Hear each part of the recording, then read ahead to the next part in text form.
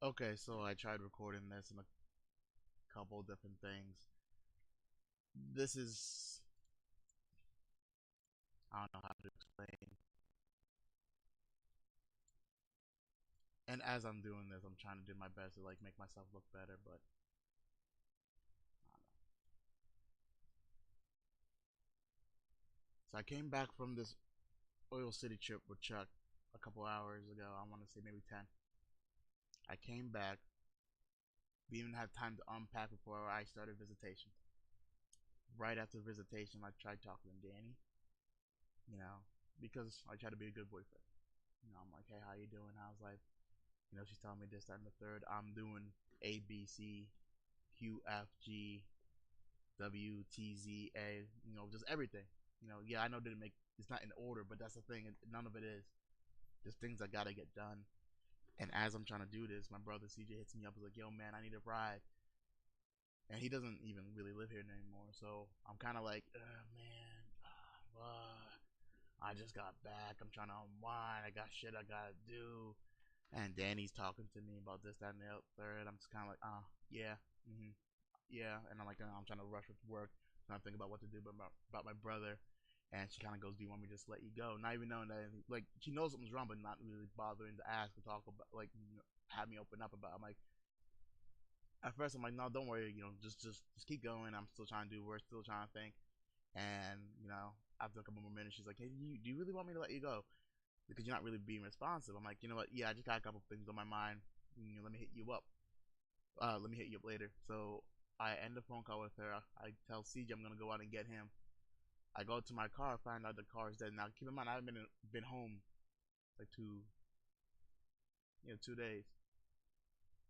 I really wasn't home Sunday, Monday. Oh, 3 days. I really wasn't home 3 days. My car is dead. Not because I didn't turn anything on, because you know I let my other brother Bobby drive himself to work. So when I picked Josh up, we took we had the main car to go down to Oil City. So there's my car was the only thing that was left back here because we wouldn't have been able to make the trip all the way up to Oil City. Um, so that was that. We had to jump that. Went to go get CJ. Brought him back to the house. Waited about maybe 20 minutes for him to grab some shit. Talk to his brother. Talk to our brother. And got back into the car. I drove him all the way. Drove him up to where he was going supposed to be spending the night at. I come home. Remember, I go pick up Josh. Try to go pick up Josh. Turns out that he was already picked up, which is good because someone was like, "Okay, well, Nick's driving. Let's see if we can try to help him out." And I really do appreciate that. Thank you. Um, so I go back up to my room after taking care of some shit downstairs. Come up to my room, try to settle some shit in, and Josh tells me, "Yo, man, this he's going to move forward in his life." And I'm like, "Oh shit! Like, how soon are you gonna move forward?" He's like, "Well, potentially tomorrow." And I'm like, "All right, shit. Then let's hang out today. Like tonight, let's watch 2 episodes or something. Cause that's what we do. We sit, we have conversations, very small conversations between commercials or TV shows and movies. Um, so like I'm sitting down and I message Danny. I'm like, "Hey, look, I'm sorry about what happened earlier. There's a lot of things on my mind." I explained to her the CJ thing, and she kind of fired back, going, "Oh, you should have just told CJ no if you weren't feeling it." Because and her reason for that was because I always tell her no, and I'm like, first of all, I don't really tell you no. You get more time with me than any one person ever does. Like, she gets the entire weekend, Friday to Monday morning most times. Where everybody else, like even my parents that are here, they only really see me whenever, like, I get shit done, and that's like an hour or two. I might come down to eat with them, but that's if I'm home. If I'm not, because if I'm not here, I'm out there working. I'm out there, grinding, hustling, doing what I do to make ends meet and make it by, because I get by. So very rarely do people even see me as often as she does. And usually whenever she's like, "Oh well, I need you for something," I do my best to, if I can't communicate with her what she needs to do, I'll come down there and take care of it myself. If I can't arrange for it to be taken care of for her, I come down there myself and take care of it.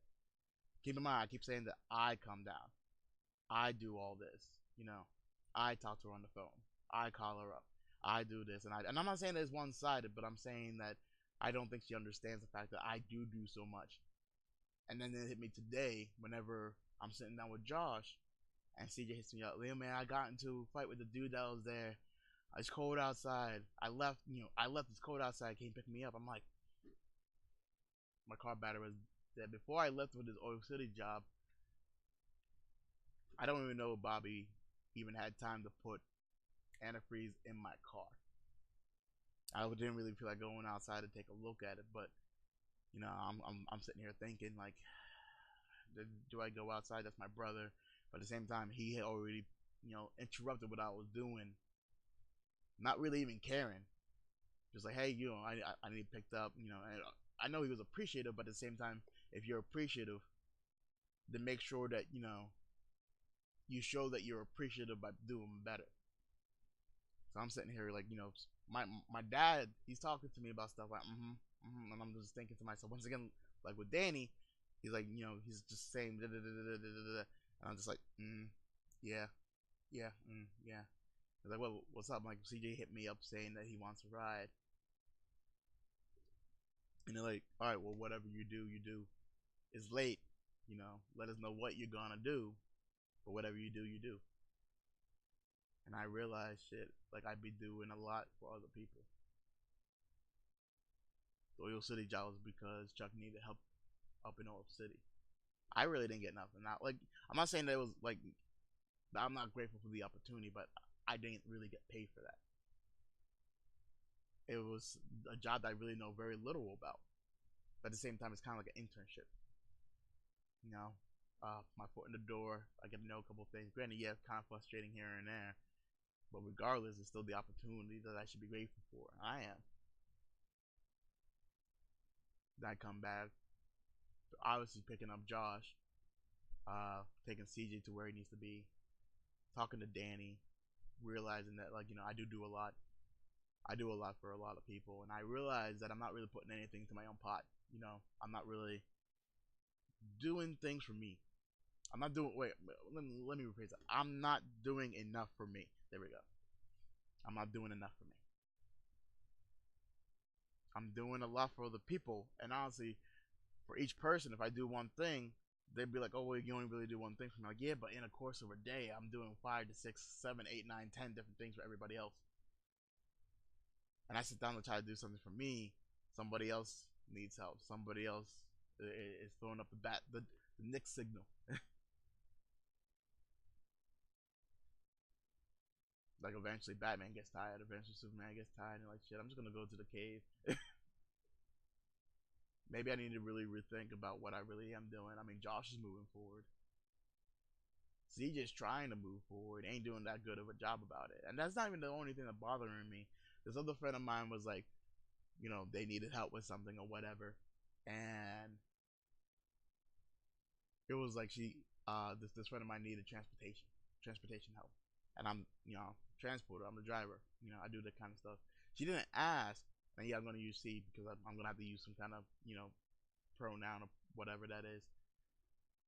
Because my brain ain't working at 4 o'clock in the morning. But like, she just kept saying like, I don't have no gas money, but I really need this. And it's for her son. Like, if I had the gas money, I would. I'm like, look, I'm sorry about your situation. And she, I barely have gas in my own car. I can't pick up my brother right now. And she's like, well, not like anybody cares. And I'm like that almost seems reason enough for me to just kind of bar that communication. I think I might, because somebody who doesn't push as hard as in their own life do, like CJ should have been. She's been out of the house for like maybe a month and a half. He should have figured something out. A more permanent place, a more safe place, a more concrete place, his own place, something. Or realize that, he's kind of at the mercy of everybody else if he's couch surfing. There's another friend of mine, she should realize that if she cannot make deals unless she has a concrete way of making things through. And she, when I think about it, like sometimes she helps people, sometimes she does. And I can't tell you how many times I've told her, look, go to these people, they will give you a job. And she's like, yeah, I'll get around to it, and just kind of like, uh, you know, away. And it's kind of like, well, why?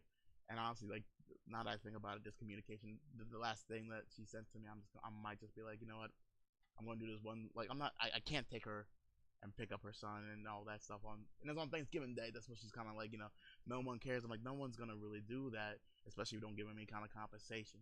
But with her saying what she said, and I'm pretty sure she didn't mean it against me, but it still at the same time kind of made me think. I understand venting. I do. I understand venting. I also understand using your head. Eventually, if you're not going to use your head, if you're not going to push yourself forward, if you're going to want everybody else and the grandma to do stuff for you, CJ, Danny, other friend who I won't name, maybe it's time for me to start really kind of having conversation with these people going, you got to shape up. So I can't do this all the time.